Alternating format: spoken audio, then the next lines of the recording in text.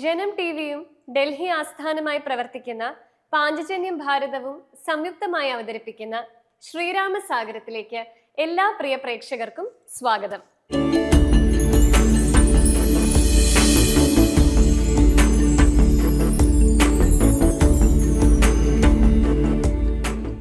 അശോകവനയിൽ വിരഹവേദനയാൽ തപിക്കുന്ന സീതാദേവിയുടെ മുമ്പിലേക്ക് ശ്രീരാമന്റെ ദൂതനായി ഹനുമാൻ എത്തിച്ചേരുന്നു. ആദ്യം തന്റെ യഥാർത്ഥ സ്വരൂപം വെളിപ്പെടുത്താതെ ശ്രീരാമന്റെ മഹത്വം വിവരിച്ച് സീതയുടെ വിശ്വാസം നേടുന്ന ഹനുമാൻ തുടർന്ന് ശ്രീരാമന്റെ മുദ്രമോതിരം സമർപ്പിക്കുന്നു. അത് കണ്ട നിമിഷം സീതയുടെ ഹൃദയത്തിൽ പ്രത്യാശയുടെ പ്രകാശം വിരിയുന്നു. ശ്രീരാമൻ തന്നെ രക്ഷിക്കാൻ വരും എന്ന ഉറച്ച വിശ്വാസം ഉണരുന്നു. മറുപടിയായി തന്റെ ചൂടാമണി ഹനുമാനെ ഏൽപ്പിച്ച് ശ്രീരാമനോടുള്ള അചഞ്ചല സ്നേഹവും കാത്തിരിപ്പും അറിയിക്കാൻ സീത ആവശ്യപ്പെടുന്നു. ഭക്തിയും വിശ്വാസവും പ്രത്യാശയും നിറഞ്ഞ ഈ ഹനുമൽ സീതാ സംവാദം സുന്ദരകാന്ഡത്തിലെ ഏറ്റവും ഹൃദയസ്പർശിയായ മുഹൂർത്തങ്ങളിൽ ഒന്നാണ്. ശ്രീമദ് അധ്യാത്മ രാമായണം സുന്ദരകാന്ഡം ഹനുമൽ സീതാ സംവാദം പാരായണം ചെയ്യുന്നത് സംഗീത അധ്യാപികയും ഗായികയുമായ രേഖ ശൈലേഷ്. കാണാം രാമകഥാ മാധുരി.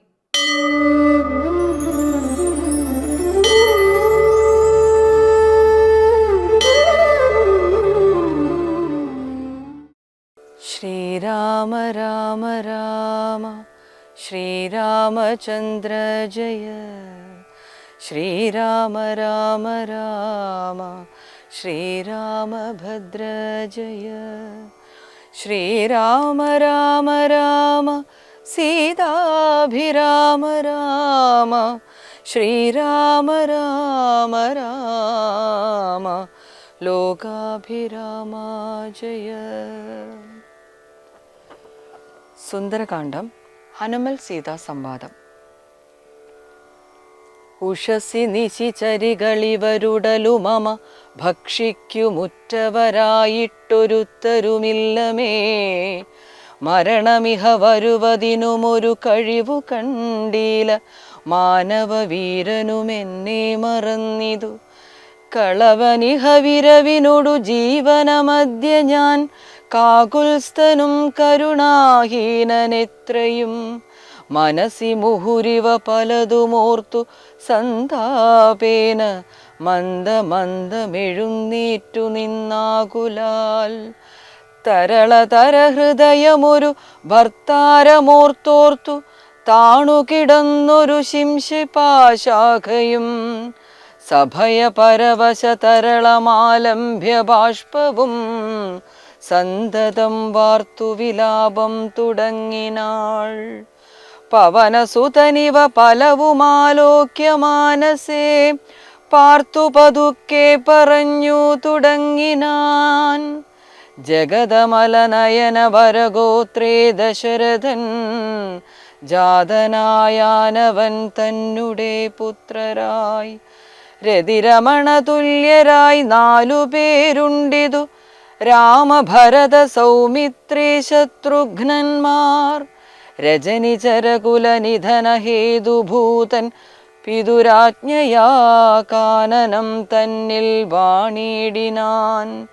ജനകനൃപസുതയും അവരജനുമായി സാദരം ജാനകീ ദേവിയെ തത്ര ദശാനനൻ. കപടയതിവേഷമായി കട്ടുകൊണ്ടിടിനാൻ. കാണാഞ്ഞു ദുഃഖിച്ചു രാമനും തമ്പിയും. വിപിന ഭുവി വിരവൊടു തിരഞ്ഞു നടക്കുമ്പോൾ വീണു കിടക്കും ജടായുവിനെ കണ്ടു. പരമഗതി പുനരവനു നൽകിയ മാല്യവൽ പർവ്വത പാർശ്വേ നടക്കും വിധൗ തഥാ. തരണി സുതനോടു സപതി സഖ്യവും ചെയ്തിതു. സത്വരം കുന്നിതു ശക്രസുതനെയും.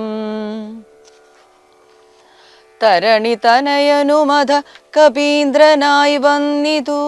തൽപ്രത്യുപകാരമാശു സുഗ്രീവനും.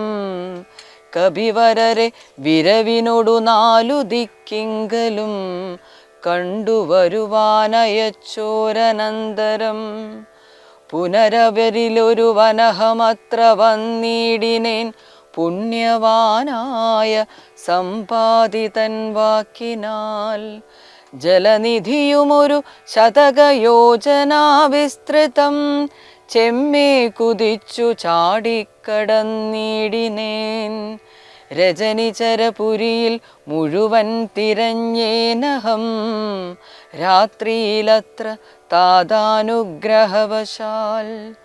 തരുനികരവരമരിയ ശിംശപാവൃക്ഷവും തന്മൂലദേശേ ഭവതിയേയും മുതാം കനിവിനോടു കണ്ടു കൃതാർത്ഥനായേനഹം കാമലാഭാൽ കൃതകൃത്യനായിടിനേൻ. ഭഗവദനുചരരിലഹമഗ്രേസരൻ മമ ഭാഗ്യമഹോ മമ ഭാഗ്യം നമോസ്തുതേ.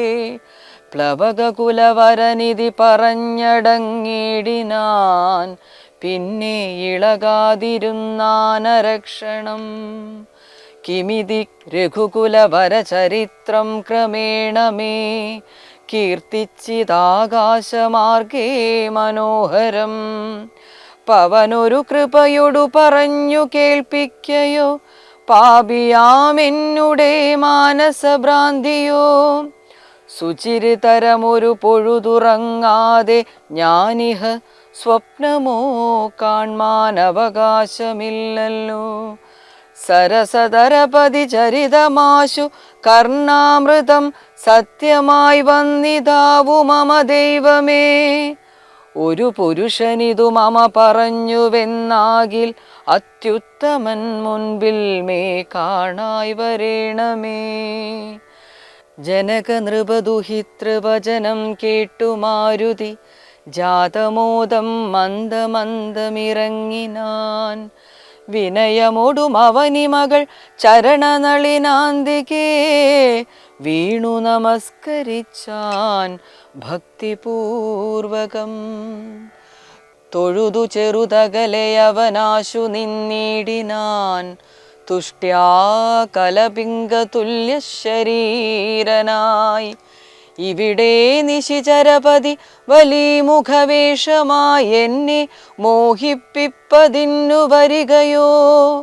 ശിവ ശിവ കിമിതി കരുതി മിഥില നൃപപുത്രിയും ചേതസി ഭീതി കലർന്നു മരുവിനാൾ. കുസൃതി ദശമുഖനു പെരുതെന്നു നിരൂപിച്ചു കുമ്പിട്ടിരുന്നതു കണ്ടു കവീന്ദ്രനും. ശരണമിഹ ചരണ സരസിജമഖില നായികേ ശങ്കിക്ക വേണ്ട കുറഞ്ഞൊന്നുമെന്നി നീ. തവ സജീവനഹമിഹ തഥാവിധനല്ലഹോ ദാസോസ്മി കോസലേന്ദ്രസ്യ രാമസ്യ ഞാൻ. സുമുഖീ കപികുലതിലകനായ സൂര്യാത്മജൻ സുഗ്രീവഭൃത്യൻ ജഗൽ പ്രാണനന്ദനൻ. കപടമൊരുവരുടുമൊരു പൊഴുതുമറിയുന്നീല കർമ്മണ വാചാ മനസാപി മാതാവേ.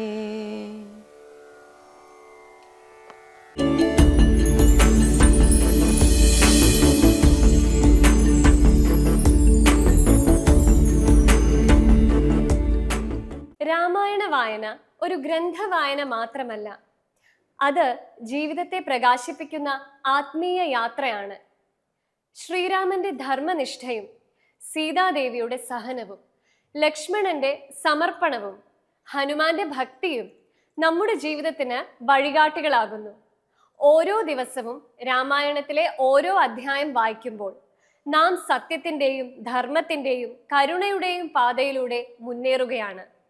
അതുകൊണ്ട് രാമായണം വായന ജീവിതത്തെ അർത്ഥപൂർണമാക്കുകയും മനസ്സിനെ ശുദ്ധീകരിക്കുകയും ചെയ്യുന്ന ഒരു പുണ്യയാത്രയാണ്.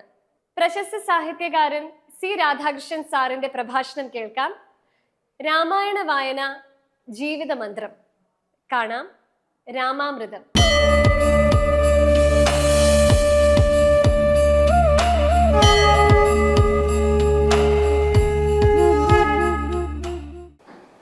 നമ്മുടെ ജീവിതം എന്ന് പറയുന്നത് ഒരു വലിയ സങ്കീർണമായ കാര്യമാണ്.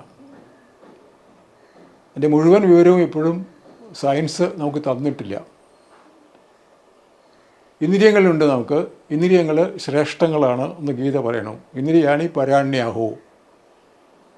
കാരണം അപ്പോൾ നമ്മുടെ ആ കണ്ണിൻ്റെ ശേഷിയുള്ള ഒരു ക്യാമറ ഇതുവരെ സയൻസിന് ഉണ്ടാക്കാൻ പറ്റിയിട്ടില്ല. അങ്ങനെ 5 ഇന്ദ്രിയങ്ങളും അങ്ങനെയാണ്. അതുകൊണ്ട് ഇന്ദ്രിയങ്ങൾ ശ്രേഷ്ഠങ്ങളാണ്. ഇന്ദ്രിയേഭ്യ പരം മന. ഇന്ദ്രിയങ്ങളിൽ നിന്ന് കിട്ടുന്ന വിവരങ്ങളൊക്കെ സജ്ജീകരിച്ച് വിശകലനം ചെയ്ത് പാകപ്പെടുത്തുന്നത് മനസ്സാണ്. അതുകൊണ്ട് മനസ്സ് ആ ഇന്ദ്രിയങ്ങളെക്കാളും കുറച്ചും കൂടി ശ്രേഷ്ഠമാണ്. എന്നാലോ ആ മനസ്സിനേക്കാൾ ശ്രേഷ്ഠമാണ് ബുദ്ധി. കാരണം ബുദ്ധി മനസ്സിൻ്റെ തീരുമാനങ്ങളെ കൂടി നിഷേധിക്കും, നല്ലതിനായാലും ചീത്തയ്ക്കായാലും. അതുകൊണ്ട് ആ ബുദ്ധിക്ക് മനസ്സിനേക്കാൾ ശേഷിയുണ്ട്.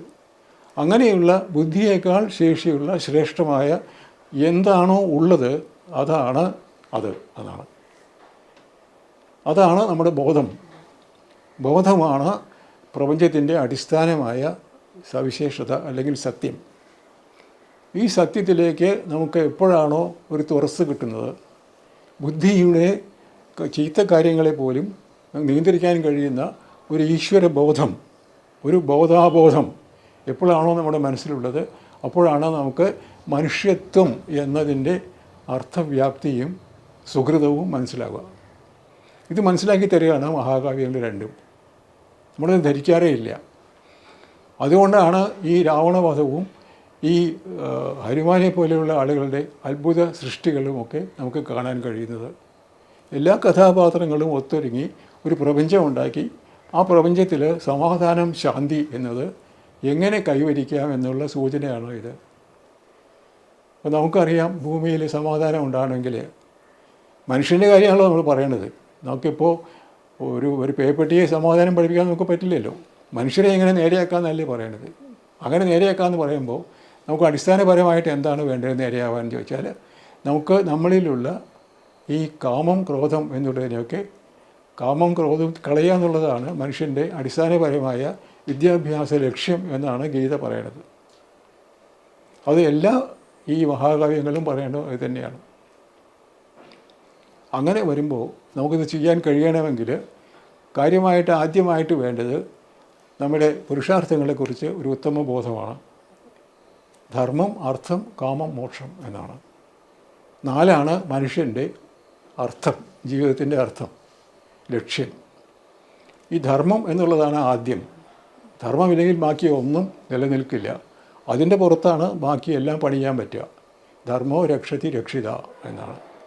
ധർമ്മത്തെ രക്ഷിക്കാത്ത ഒരുവനും ഈ ലോകത്ത് രക്ഷയില്ല എന്ന് തന്നെയാണ് അതിൻ്റെ അർത്ഥം. ഈ ധർമ്മത്തെ അനുസരിച്ച് ഭൂമിക്ക്, മനുഷ്യന്, പ്രപഞ്ചത്തിന് എന്ത് കൊടുക്കണം, എന്ത് എടുക്കണം എന്നുള്ളതാണ് ധർമ്മത്തിൻ്റെ അടിസ്ഥാന കാര്യം. അതാണ് സനാതനം. എല്ലാ കാലത്തും അത് മാറ്റമില്ലാതെ തുടരുകയും ചെയ്യും. എല്ലാ ജീവികൾക്കുമുള്ള ഒരു പ്രാഥമികമായ അവബോധമാണത്. പക്ഷികളൊക്കെ നമുക്ക് നോക്കിയിട്ടില്ലേ, അവർ എന്താണ് എടുക്കുക, എന്താണ് കൊടുക്കുക എന്നുള്ള കാര്യത്തെക്കുറിച്ച് അവർക്ക് യാതൊരു സംശയമില്ല. മനുഷ്യന് മാത്രമേ ഈ വേണ്ടതിന് സംശയമുള്ളൂ. അതില്ല നമുക്ക് മനുഷ്യനെ. ഇപ്പോൾ നമുക്ക് എന്താ വേണ്ടത്? അർത്ഥം വേണം, ഒരുപാട് സമ്പാദിക്കണം. പിന്നെന്താ? കാമം വേണം. അത് ഉപയോഗിച്ച് മറ്റാർക്കും ഇല്ലാത്ത രൂപത്തിലുള്ളതെങ്കിലുമുള്ള എല്ലാ കാര്യങ്ങളും നമുക്ക് വേണ്ടാധീനങ്ങളിലേക്ക് പോകണം, സ്വയം നശിക്കണം. ഇതാണ് നമ്മുടെ ആവശ്യം. മോക്ഷം എന്നുള്ളത് ഈ ധർമ്മവും അർത്ഥവും കാമവും ഒരുപോലെ പരിശീലിച്ച് ഈ പ്രപഞ്ചവുമായിട്ട് ലയിച്ചു ചേരുമ്പോൾ നമുക്കുണ്ടാകുന്ന അതിവിശിഷ്ടമായ ഒരു ലഹരിയാണ് ഈ മോക്ഷം. അങ്ങനെ തന്നെ പറയാം. നമുക്കത് കിട്ടാറില്ല. കിട്ടണമെങ്കിൽ ഈ ആദ്യം തൊട്ട് തുടങ്ങണം. കിൻഡർ ഗാർട്ടനിൽ പോകാണ്ടേ ഡിഗ്രിക്ക് പോകാൻ പറ്റില്ല. കിൻഡർ ഗാർട്ടൻ നമ്മൾ നോക്കാറേ ഇല്ല. അതുകൊണ്ട് ആദ്യം വേണ്ടത് എന്താണ് ഈ ധർമ്മം എന്ന കാര്യത്തെക്കുറിച്ച് രാമായണത്തിലോ മഹാഭാരതത്തിലോ ഒക്കെ മഹാമഹർഷിമാർ പറഞ്ഞു വച്ചിട്ടുള്ളത്, വ്യാസൻ എന്താണ് പറഞ്ഞിട്ടുള്ളത്, ശങ്കരാചാര്യസ്വാമികൾ എന്താണ് പറഞ്ഞത് എന്നൊക്കെ ചെറുതായ തോതിലൊന്ന് മറച്ചു നോക്കിയാൽ നമ്മൾ എവിടെയാണ് നിൽക്കുന്നത്, എങ്ങോട്ടാണ് പോണത്, പോകേണ്ടിയിരുന്നത് എങ്ങോട്ടാണ് എന്ന കാര്യത്തെക്കുറിച്ച് ഒരു സംശയം ഉണ്ടാവില്ല. പിന്നെ ബാക്കി നമുക്ക് പ്രത്യയശാസ്ത്രങ്ങളൊന്നും ആവശ്യമില്ല, ഒരു കാര്യമില്ല. സയൻസും വേണ്ട. കാരണം സയൻസ് നേരത്തെ പറഞ്ഞ ഈ പ്രത്യേകമായ ബുദ്ധി എന്നതിൻ്റെ അപ്പുറത്തേക്ക് എപ്പോഴും പോയിട്ടില്ല. ബുദ്ധിക്ക് അപ്പുറത്ത് പോയിട്ട് സയൻസിന് ഒന്നും ചെയ്യാൻ പറ്റില്ല. എന്ത് ആർട്ടിഫിഷ്യൽ ഇൻ്റലിജൻസ് ആയാലും വേണ്ടില്ല, ബുദ്ധിക്ക് അപ്പുറത്ത് കിടക്കാൻ അതിന് സാധ്യമല്ല. ബുദ്ധിക്ക് അപ്പുറത്തുള്ളതാണ് യഥാർത്ഥമായ ബോധം. അതിലാണ് ബാക്കി എല്ലാം സ്ഥിതി ചെയ്യുന്നത്. അതുകൊണ്ട് അതിനെ അറിയാനൊരു മാർഗമില്ലാതെ അതിനെ അറിയാൻ ഈ മാർഗമോട്ട് പറ്റില്ല. ഇത് ഇന്ദ്രിയങ്ങളുടെ മാർഗ്ഗമാണ്, സയൻസിൻ്റെ മാർഗം. അതിനെ അങ്ങോട്ട് കടക്കാൻ പറ്റില്ല. അപ്പോൾ അതുകൊണ്ട് നമുക്ക് കാര്യങ്ങൾ അറിയണമെങ്കിൽ ഈ പറയുന്ന മഹർഷിമാർ എന്താ പറഞ്ഞത് അന്വേഷിക്കുക തന്നെ പറ്റൂ, വേറെ യാതൊരു മാർഗമില്ല.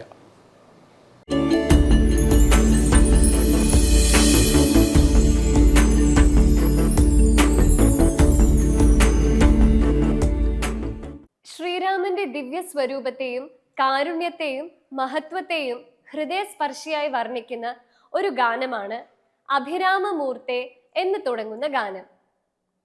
ഭക്തിയുടെ ആഴവും സംഗീതത്തിന്റെ മാധുര്യവും ഒത്തുചേരുന്ന ഈ ഗാനം ശ്രീരാമനോടുള്ള സമ്പൂർണ്ണ ശരണാഗതിയുടെയും ആത്മസമർപ്പണത്തിന്റെയും സന്ദേശമാണ് പകരുന്നത്. ഓരോ വരിയും രാമനാമത്തിന്റെ മഹിമയെ ഓർമ്മിപ്പിക്കുകയും ശ്രോതാക്കളുടെ മനസ്സിൽ ഭക്തിയും സമാധാനവും ആത്മീയ ഉണർവും നിറയ്ക്കുകയും ചെയ്യുന്നു. ഈ ഗാനം ആലപിക്കുന്നത് ഗോപി ചന്ദന. കാണാം രാമാനന്ദം.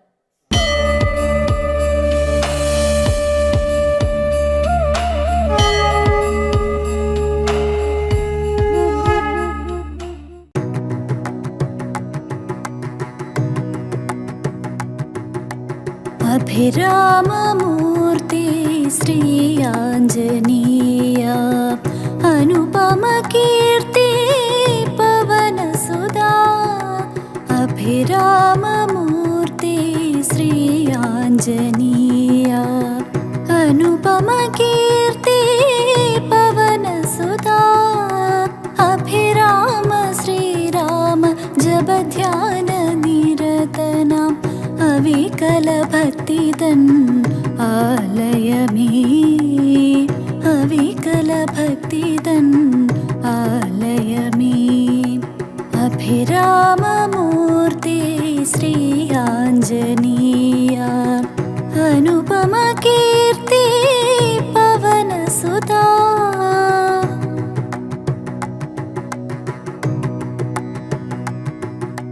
ശ്രീരാമ വിരഹാഗ്നി നാളത്തിനാലോ വാലതിലഗ്നി കൊളുത്തി. ശ്രീരാമ വിരഹാഗ്നി നാളത്തിനാലോ വാലതിലഗ്നി കൊളുത്തി. ലങ്കാപുരിയും സീതാവ്യഥയും ഭസ്മമാക്കി ഭവാൻ. ലങ്കാപുരിയും സീതാവ്യഥയും ഭസ്മമാക്കി ഭവാൻ. സജീവനൗഷധി ലക്ഷ്മണനീകാൻ ഗിരിധരിയായി ശ്രീ ഹനുമാൻ. സജീവനൗഷധി ലക്ഷ്മണനീകാൻ ഗിരിധരിയായി ശ്രീ ഹനുമാൻ. അഭിരാമമൂർത്തി ശ്രീ ആഞ്ജനീയ അനുപമ കീർത്തി പവനസുതാ.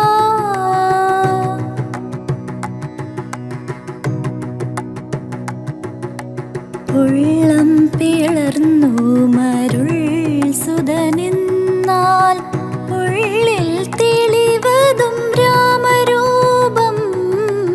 ഉള്ളം പിളർന്നു മരുൾ സുതനിന്നാൽ ഉള്ളിൽ തെളിവതും രാമരൂപം.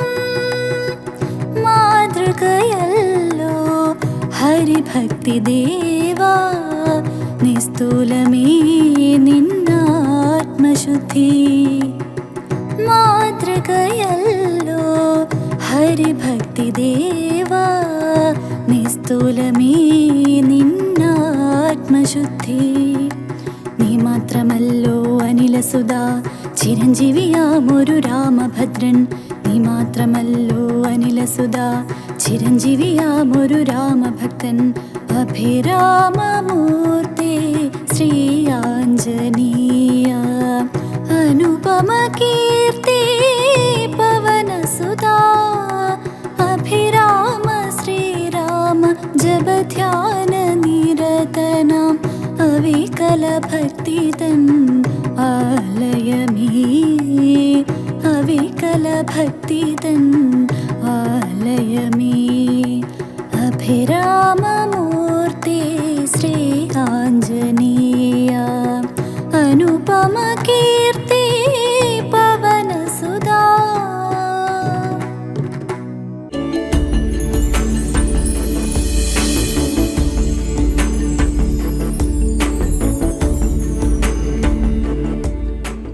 ശ്രീരാമസാഗരത്തിൽ നാളെ ലങ്കയിൽ സീതാദേവിയെ കണ്ടെത്തിയ ശേഷം ശ്രീരാമന്റെ ദൂതൻ എന്ന നിലയിൽ ഹനുമാൻ രാവണന്റെ രാജസദസ്സിൽ എത്തുന്നു. ബന്ധനത്തിലായിരുന്നെങ്കിലും ഭയത്തിന്റെ ഒരു കണിക പോലും അദ്ദേഹത്തിന്റെ മുഖത്ത് ഉണ്ടായിരുന്നില്ല. ധർമ്മത്തിന്റെ പ്രതിനിധിയായി അദ്ദേഹം രാവണനോട് അവസാനമായി ഉപദേശിക്കുന്നു. സീതാദേവിയെ ശ്രീരാമന് തിരികെ നൽകുകയും അധർമ്മത്തിന്റെ വഴിയിൽ നിന്ന് പിന്തിരിയുകയും ചെയ്യണം എന്ന്. എന്നാൽ അഹങ്കാരത്തിൽ അന്ധനായ രാവണൻ ആ ഉപദേശം നിരസിച്ചു. ഈ സന്നിധി വെറും ഒരു രാജാവും ദൂതനും തമ്മിലുള്ള സംഭാഷണമല്ല. അഹങ്കാരവും ധർമ്മവും നേർക്കുനേർ ഏറ്റുമുട്ടുന്ന നിമിഷമാണ് ഇനിയുള്ളത്. നമുക്ക് കാത്തിരിക്കാം. നാളെ വീണ്ടും കാണാം. നന്ദി, നമസ്കാരം.